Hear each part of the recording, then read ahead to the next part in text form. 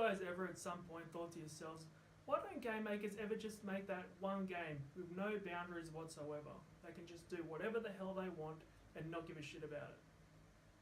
Well, that is this game.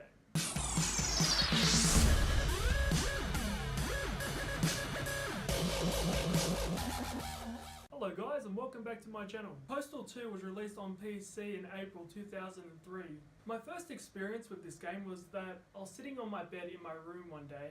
My father walked into my room, gave me a game, and said that his mate gave him a game. And he thought, you know what, I'll just give it to my son. I started playing it, 10 minutes in, I was madly in love with it. This is unlike any game I've ever played before in my entire life. The plot of this game is so simple. Every day from Monday to Friday, you get given these chores to do by your wife and yourself. Like go to the grocery store and get some milk, return a book to the library, even go to the cemetery to piss on your dad's grave. What the hell? Is that some kind of respect thing in the UK? I don't know. There are so many missions that stand out in this game that you just can't forget. One of my favourite missions is where you go to church and you got to confess your sins. And like there are terrorists everywhere that try to blow up the place, and you're in line with these people and you're waiting to get to the priest at the front to confess your sins, and you can just kill everyone in front of you just to get to him, you know? It's crazy. This game is absolutely nuts.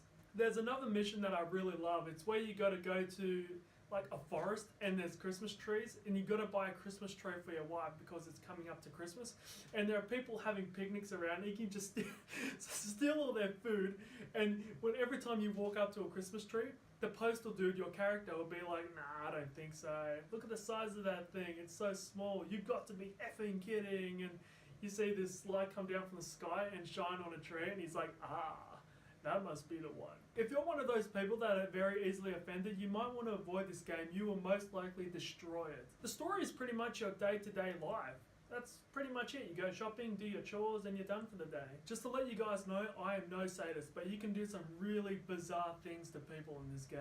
This is a very violent game.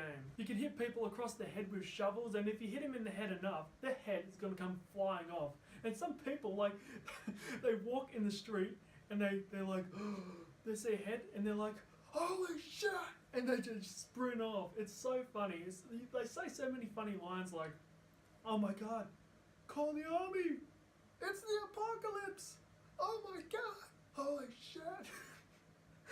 Oh, it's so funny. Sometimes they even walk up to the heads and kick them like soccer balls. And you can kick them like soccer balls. It's nuts. You can use a stun gun, zzz. You can use one of those police batons. You can also use your normal weapons like the pistol, machine gun, shotguns. Shotguns, oh boy. You can actually blow people's heads off. You can just walk up to anyone in the street, pour petrol on them and just light them on fire. And they're just running around on fire, and sometimes if they run into other people, they light them on fire too. But if you get doused on fire, you know what you do to put the fire out? You piss on yourself. It's funny explaining it. You aim your you-know-what up in the air and you piss in the air and it lands on you. Oh my god, there are no words. You even get a funny guest appearance from Gary Coleman, and my god, is it memorable. Then you got to fight Crotchy the doll, which looks like a ball sack with arms and legs. And my god, is he hard to beat. Holy shit. You can't take Crotchy down! Every mission you do has a very bad outcome to it. And get this. You can actually pull down your pants and walk around the street with your you-know-what hanging out. And not just that, you can piss on people. And if you walk up behind people, right, with your thing out, they'll feel the tip of your you-know-what and they'll just sprint off screaming like crazy. And if the police see you with your thing down, they'll say things like, put that thing back in the corral, boy. Pull your pants up. And if you piss on them, they're like, you sick bastard, mother, you-know-what. And if you piss on them enough, they'll actually vomit. I remember going into the grocery store and you see all this meat in the window, and this fat woman walks up to the window and she's like, oh god, and then she starts throwing up everywhere. She's throwing up everywhere. The game's realistic at times. Like you kill someone with a shovel, hit their head off, and you'll see someone down the street looking at you, jumping up, clapping. You know, it's either they're clapping or they're laughing.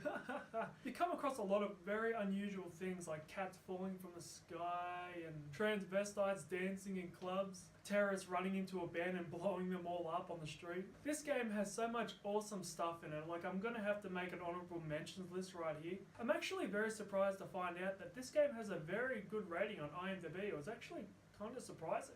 But it deserves it. This game's very unique and different. The story, it's not good, but it's just pure fun and entertainment. It's the most fun game I've ever played in my life. It is so awesome. The fun factor in this game is a 10 out of 10. If you have an old computer or a laptop, check it out, man. You won't regret it. Anyway, guys, that comes to the end of my video. I hope you guys enjoyed it. Leave your comments down below. Let me know what you think, and I'll see you guys next time.